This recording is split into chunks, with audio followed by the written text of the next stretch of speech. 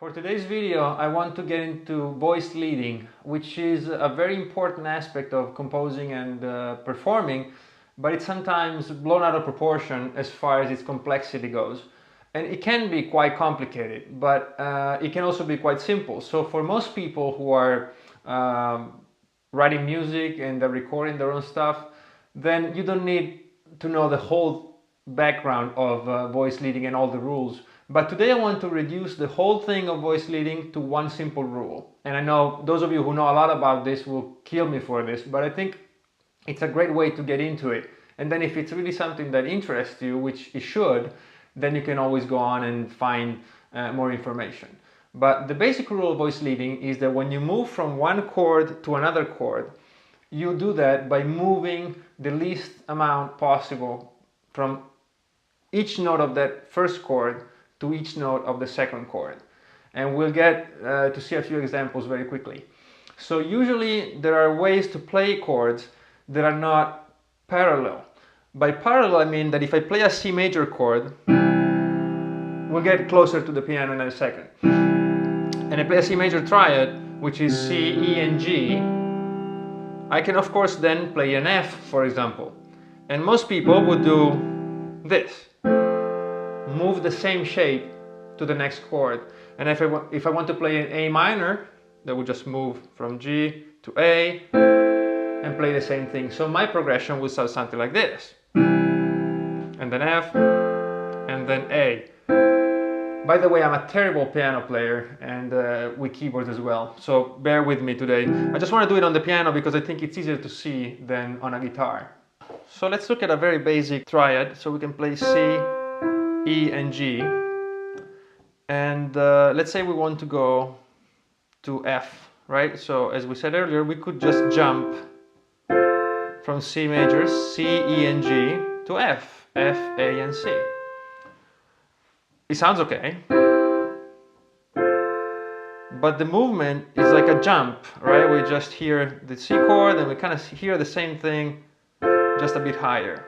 So even though they're both major chords, we don't actually find them to be related in any other way than they're both major chords and they sound in key. Now, if I were to look at the notes that make up all these chords, one is C, E and G, and the other one is F, A and C. So the first thing I notice is that the C is shared by both chords. So if we want to move from one triad to the next by moving the least amount possible between notes, then the C is a great candidate for not even moving at all. So if I go from C, then I will just keep the C here for the next two notes. And then the other two notes are F and A. These two notes are already quite close to my E and to my G. So instead of playing like this, we sound like this. So we get the same general sound, which is from a root chord to a fourth chord, but the notes are moving within the same context. And so if we actually were to add another chord, let's say we go C major, F major, and then we want to go to G, for example, we could do it like this, right? But with voice leading, we will be doing C, E and G, then C, F and A, which is what we just did for the first two chords, and then G technically will be here, G, B, D. But again, we want to find the closest way possible to this C and to this F. And I have to play a G, a B, and a D. So obviously I will pick this D instead of this B, then I don't have to stretch all the way out and go out on my way to find this D here. So again, instead of playing this,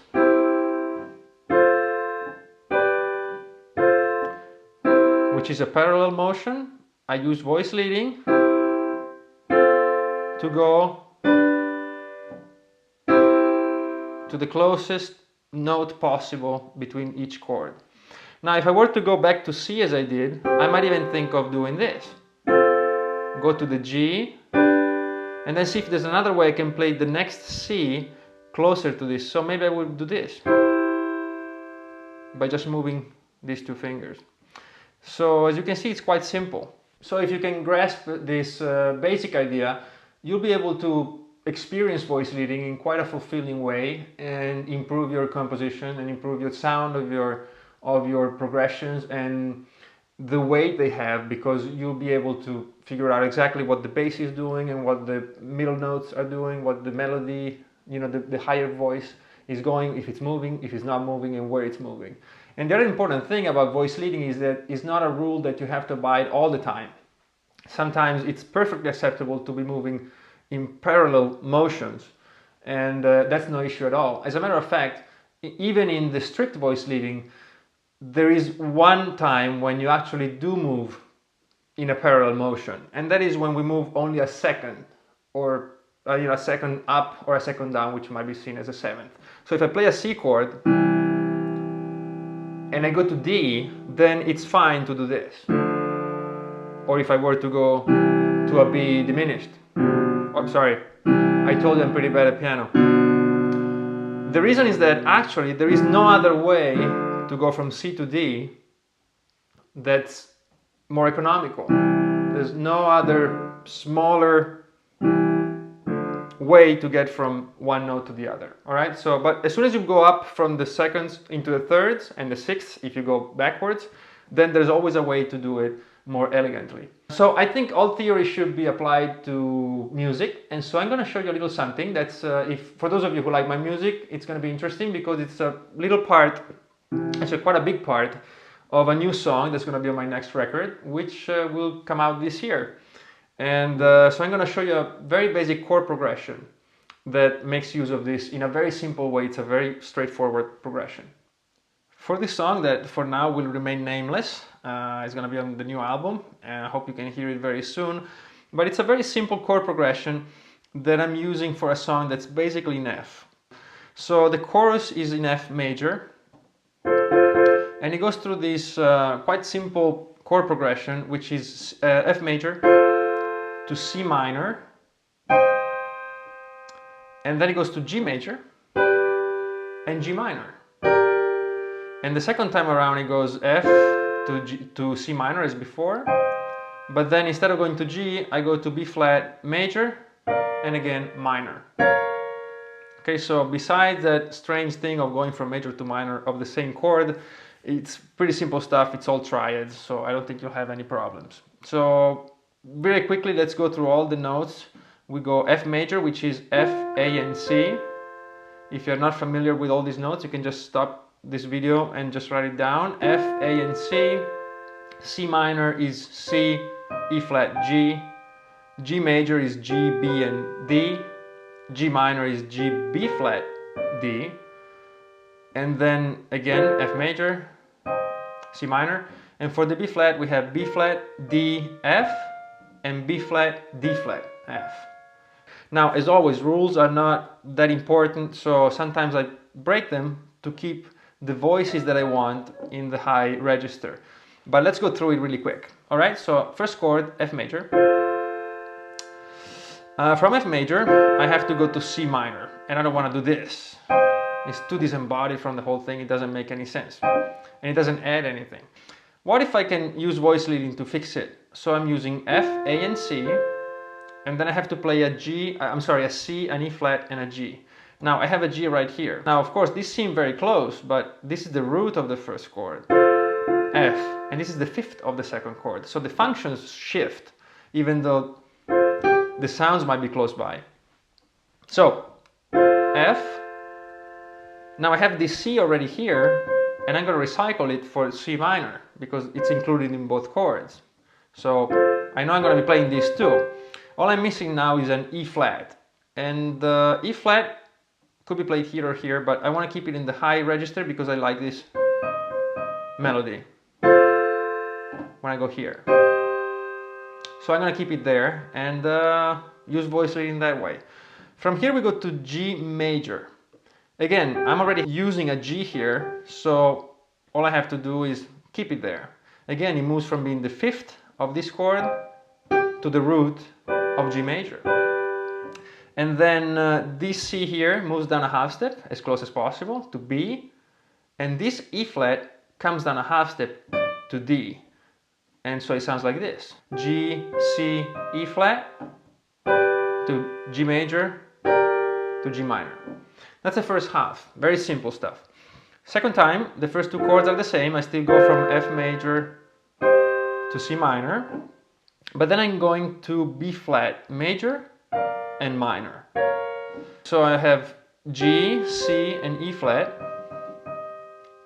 I know that B flat major has a B flat, an F, and a D. So this D is great because it's right next to my high voice, to my melody. When I say melody, I don't mean the melody of the song, I just mean the melody of this chord progression, the higher voice. So this is great. Now this C can move down a whole step to B flat, so I'm going to do that. And then the fifth of the chord, which I had up here, which was F, I'm moving it down here, right next to the G from the previous chord. Okay, so where was I? C minor. And then I move down to B flat in this inversion. We're not going to get into inversions, but this is the second inversion. And when I make it minor, all I have to do is go down a half step on the top voice, which again is part of the plan.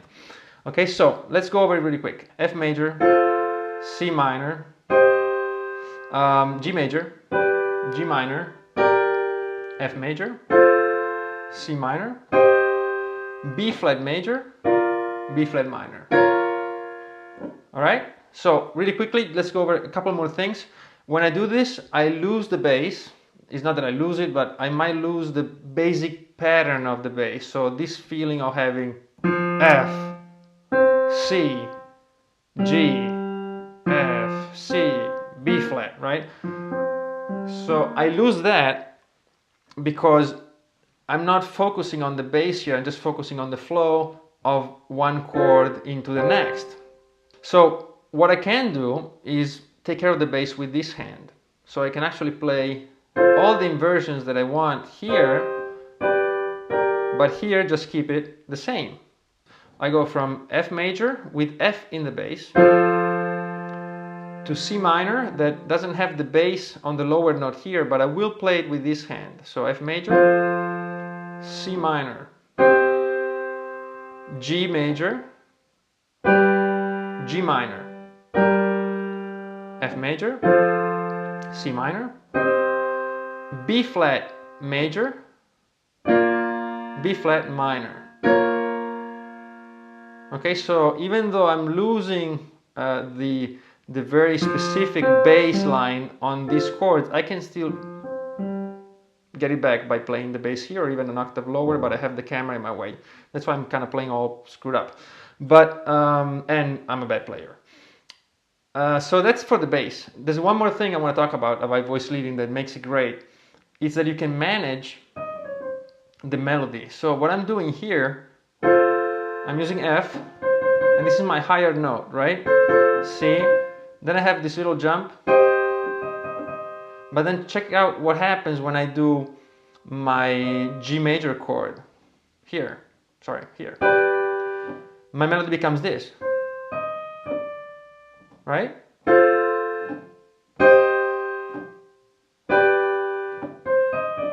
Okay, so it's a very melodic thing, which if I were playing parallel, it would get lost. Right? Because then what do I do, this or this? It doesn't matter. I lost, even if I play down here, I've already lost the melody. It would be this. That doesn't get you anywhere, right? But not only that, when I go from G major to G minor, I have this other movement here in the middle, which takes me back to F. It takes me back not through the melody, not through the bass, but through the middle voice, which might be, I don't know what you consider maybe a cello or a viola. And so you get this kind of movement, right? And keeps everything flowing from one chord to the next. And the second time through, I can go from F major to C minor. Then when I go to the B flat inversions, I play B flat major, B flat minor.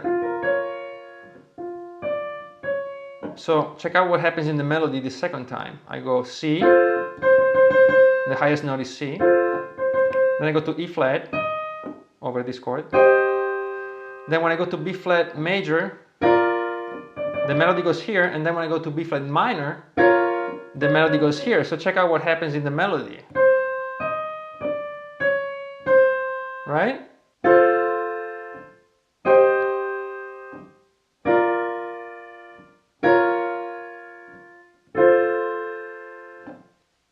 So you can see that you can have quite interesting stuff going on with very simple chords that otherwise will sound very disembodied from the whole thing, and they wouldn't add pretty much any information at all if I were to play them parallel. Alright, I hope you enjoyed it, and maybe this very short and basic explanation maybe sparked a bit of interest for you in this subject. It will help you greatly, not just with chords, which is maybe the most obvious way to look at it, but it's also very important for bass playing. If you write your own bass parts, then this will elevate it quite a lot. It's very important for melodies to also understand if there's conflicts between instruments when you're composing and arranging. It's a very important thing, so I suggest you look into it, and if you want more on this, then we can get into a lot more detail. But I hope you enjoyed it, you had fun. If you like this video and the other ones I'm making, please do like and subscribe, hit the bell if you don't want to miss any new ones, and please leave comments below. There's nothing I love more than checking out your responses and your questions. So I'll see you very soon for a new video, and take care. Bye bye.